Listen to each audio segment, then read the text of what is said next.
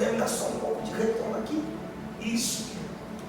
Olhe para cá. Esse mesmo Pedro, agora cheio de autoridade, cheio do poder do Espírito Santo de Deus, ele agora está dentro do alpendre de Salomão, e ele não vai mudar a mensagem por causa da aceitação das pessoas. Por quê? Porque Pedro não sofre de amnésia. Evangelho de João, pastor Alexandre, capítulo de número 10, Pedro estava com Jesus, nesse mesmo lugar, nesse mesmo cenário, e a multidão, na festa da dedicação, pegou em pedras para apedrejar a Cristo, quando ele disse que ele e o Pai eram um. Nesse mesmo espaço, nessa mesma geografia, que quiseram matar a Jesus, agora está ovacionando Pedro. Então no capítulo de número 3, ele vai olhar para essa multidão, e ele não vai se impressionar pela aceitação, pela euforia. Ele vai perguntar: qual é o escândalo aqui, qual é o espanto? Por causa desse coxo que está de pé, o homem que eu represento já fazia isso muito antes de mim, e vocês mataram. Vocês mataram o autor da vida, vocês crucificaram a ele. No versículo 17 do capítulo de número 3, ele diz: mas não tem problema, porque eu sei que vocês fizeram isso movido de duas coisas. Primeiro, vocês eram ignorantes acerca de quem ele era. Se vocês soubessem quem ele era, vocês não teriam feito isso. Segundo, ele precisou passar por isso, porque há uma profecia que dizia que ele precisava morrer no madeiro.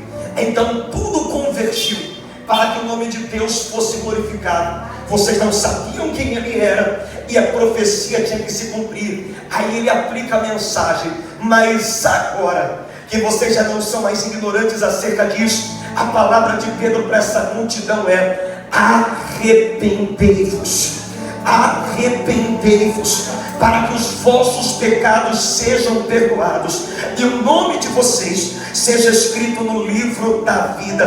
Pedro entende que ele precisa começar o seu ministério da mesma forma que Jesus começou, trazendo uma mensagem de arrependimento. O que Pedro está dizendo é: o que traz paz ao homem não é o lugar que ele mora, não é o condomínio que ele mora, não é o carro que ele anda, e nem quanto ele tem na sua conta. O que traz paz ao homem é saber que o seu nome está escrito no livro da vida, e não há condenação nem culpa ao seu coração. Ele diz: arrependam-se, para que hajam paz na vossa mente, para que os seus pecados sejam perdoados. A mensagem não precisou ser mudada, a mensagem não precisou ser complexa. Essa mensagem de arrependimento trouxe quebrantamento ao cenário, de maneira que a Bíblia diz que quase 5.000 pessoas se rendem ao nome de Jesus e se entregam a Ele como Senhor e Salvador da sua vida.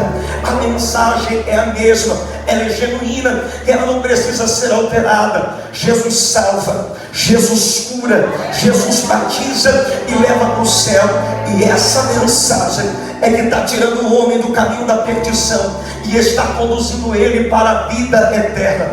É essa mensagem que tem feito o favor de Deus estar sobre nós, de maneira que nossos planos e os nossos propósitos, eles prosperam ao nosso redor. Quando Pedro prega essa mensagem, aqui que começa o problema, é aqui que começa a crise. Por quê? Porque quando os saduceus, eles ouvem essa mensagem, eles se escandalizam. Verso de número 2 do capítulo de número 4, diz a palavra de Deus. Se puder, coloque na tela para mim, verso 2. O texto diz: e doendo-se muito, porque os saduceus não acreditavam em ressurreição. E Pedro está pregando ao Jesus que morreu e ao terceiro dia ressuscitou. Eles estão ofendidos com a mensagem. Então vão pegar a Pedro e a João, vão colocá-lo dentro de uma prisão. E como não dá tempo, pastor Alexandre, de fazer ali um julgamento, ele ficará, pastor João, de um dia para o outro, presos dentro da prisão, e no dia seguinte será o seu julgamento. É montado uma corte ali. Esses homens estão ali para julgarem a Pedro e a João, e dentro disso a Bíblia diz que eles vão montar essa corte, e só dá tempo de fazer uma pergunta: Se tem algum advogado aqui, pode talvez falar para mim como as propriedades, mas eu nunca vi um tribunal montado com uma só pergunta de acusação. Esses homens olham para Pedro e perguntam: em nome de quem? Que esse homem que estava mendigando, esse homem que estava prostrado há 40 anos aqui, como é que esse homem está andando agora? Verso de número 8 do capítulo de número 4 começa dizendo: e Pedro, verso de número 8, cheio do Espírito Santo de Deus. Então Pedro, cheio do Espírito Santo de Deus, não daria tempo para fazer outra pergunta, porque Pedro não responderia com o intelecto humano, Pedro não responderia com a sua mente, Pedro não daria essa resposta com fundamentos naturais, mas Pedro está diante de um auditório agora seleto, e a Bíblia diz: cheio do Espírito Santo de Deus. Ele abre a boca naquele lugar e não daria tempo de nenhuma outra coisa ser perguntada. Por quê? Porque agora ele é tomado por Deus e ele vai falar cheio de autoridade. Esse sinédrio, ele é composto de 70. Se não der tempo para fazer uma teologia, não faça, mas não deixe de ter joelho no chão e boca no pó, porque quando a gente abre a boca no mundo espiritual, os homens sabem se a gente está improvisando ou se a gente andou com ele, ou se a gente falou com ele. Os homens olharam e disseram: pastor Alexandre, não tem nenhuma técnica, mas tem algo que andaram com ele, comeram com ele, estavam com ele. Oh, glória a Deus. Estou sentindo Deus nessa casa.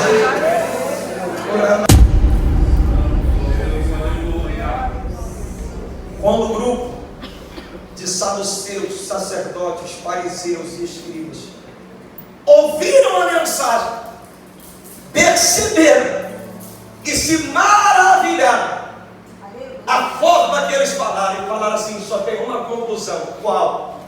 Eles andaram com Jesus. Glória a Deus.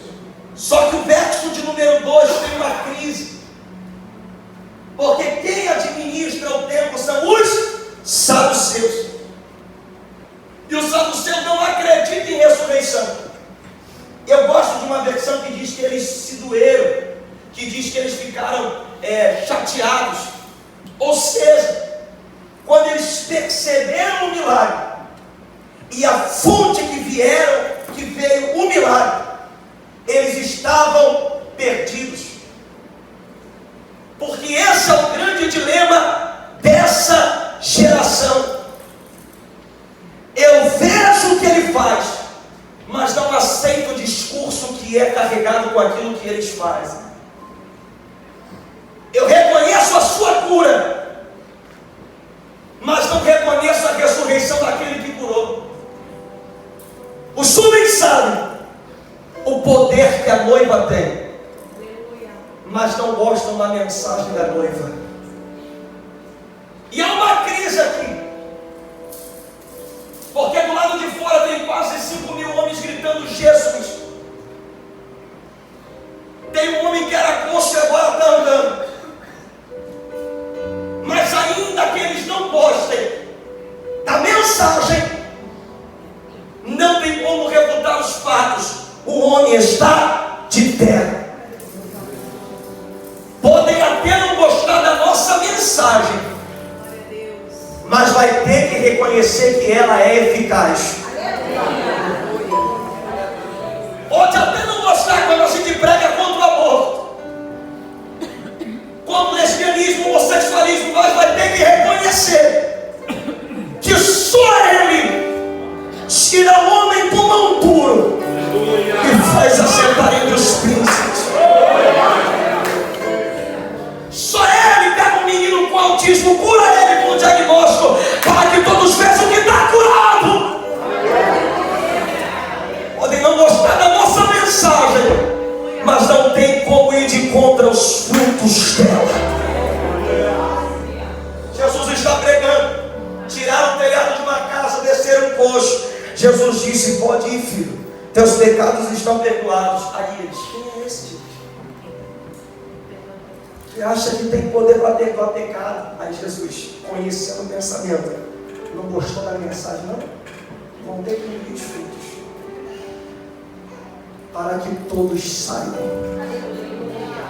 que o Filho do Homem tem poder de perdoar pecados e de te curar. Assim eu te digo, levanta, toma a tua cama e anda. Não gostou da mensagem, mas vai ter que ver ele andando. Deixa eu liberar uma palavra na Derek da Barra essa noite.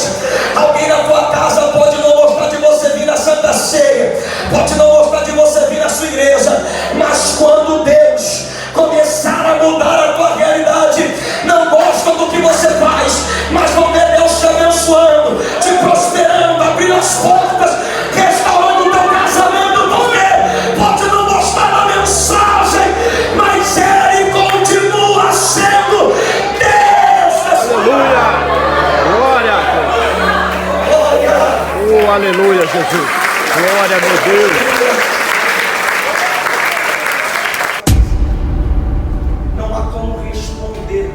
Ao que Pedro fala, não há argumento. Do lado de fora tem 5.000 almas gritando Jesus. Um homem que era coxo andando, e não tem motivo para mantê-los presos, pastor. Então o grupo se fecha entre eles, numa sala fechada, numa recâmara secreta. Fala assim: Pedro, é o seguinte, você vai voltar para o seu trabalho, você vai voltar para a sua vida, você vai voltar para a sua família. Só vamos fazer uma acordo aqui dentro só, gente. Não fala mais desse nome, não. Não prega mais sobre esse Galileu, não. Esquece esse negócio que ele ressuscitou. Eu imagino, pastor.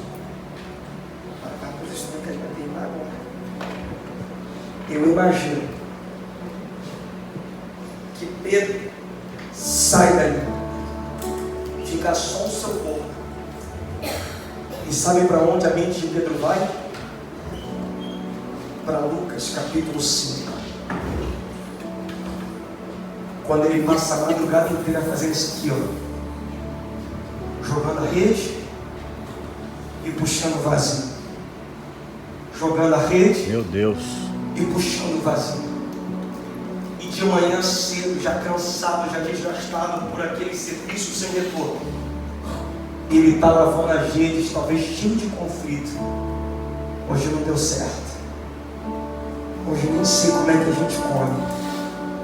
Hoje nem sei como é que paga as contas. Não deixei nada. E ele está aqui cheio dos conflitos dele, ele não percebe. Ele está chegando às margens do lago de Genezaré. É ele. Chega pertinho dele e diz assim: ó, presta seu barco. Quando Jesus entra no barco de Pedro e prega a multidão, Pedro pensa que ele terminou ali. Só que como Deus não deve nada para ninguém, ele diz: vamos voltar lá onde deu tudo errado, e a gente vai lançar a rede de novo. Ele disse: se a rede tivesse do jeito que eu queria, você não estaria dentro do barco. Mas como não tem peixe, sobrou espaço para Jesus. Tem madrugada que tem que ser terrível, para que na manhã seguinte a gente esteja acessível. Às vezes Ele tira coisa da nossa mão, só para a gente estar disponível para o que Ele quer. meu Deus. Quando ele chega no fundo, ele vê os peixes entrando. Eu imagino que a mente de Pedro pira e pensa: quem é esse? Que os peixes lhe obedecem. E agora tem um homem dentro do templo dizendo: nega Jesus. Eu imagino Pedro dizendo: você não sabe o que você está me impedindo. Quando a gente não tinha nada para comer, foi Ele que chegou na minha crise e não deixou faltar. agora você está mandando eu parar. Você não sabe o que você está me pedindo. Eu imagino, pastor, a mente de Pedro indo para o dia que o mar estava revolto, balançando para lá e para cá. Teologia não explica isso, mestre não explica isso.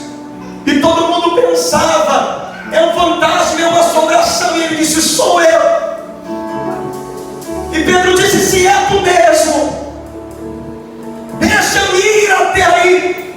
Ele disse: velho. Ele disse: isso aqui você não aprende em seminário, não. Eu saí do barco, eu senti a água sólida debaixo de mim, e agora vocês estão me impressionando para eu deixar ele. Eu vi quando a embarcação parou no porto de Cafarnaum, e um homem chamado Jairo nem se importou se iriam se escandalizar. Ele se humilhou diante dele e disse: vai na minha casa, porque se não entrar agora minha filha vai morrer. Quando a gente chegou lá, a menina estava morta, a mãe desesperada. Eu estava ali dentro e vi ele dizendo: menina, eu te digo, Talita cumi, levanta. A cor começou a voltar, o calor começou a aquecer o corpo de novo. E agora você está me pedindo para largar ele? Onde vocês estavam quando meu casamento estava em crise? Eu parei aqui na campanha. Quando os remédios não faziam mais efeito, quando ninguém sabia mais o que fazer, foi ele que desceu no nosso caos e disse: ainda não. E agora você está mandando eu parar. Verso 20 foi a resposta de Pedro: não podemos deixar de falar do que temos visto. Aleluia, Jesus. E ouvido. Se andar com ele vai me trazer prejuízos, não tem problema. Eu já sei o que ele fez pela minha família. Eu já sei o que ele fez pelo meu casamento. Eu já sei o que Deus fez pela minha casa. E o diabo está achando que essa pressão agora vai fazer a gente pular fora do barco, vai fazer a gente ceder. Ele não sabe. A gente não chegou aqui agora, a gente tem uma história com ele. Sabe por que você está aqui essa noite? Porque você tem uma dívida de gratidão. Quando você estava numa crise de ansiedade, quando você estava com depressão, quando você estava traumatizado, enfermo, quando ninguém sabia mais o que fazer com a sua família, foi ele que chegou na nossa casa e disse: não vai morrer, não vai terminar, não vai acabar assim. Aí o diabo está pensando: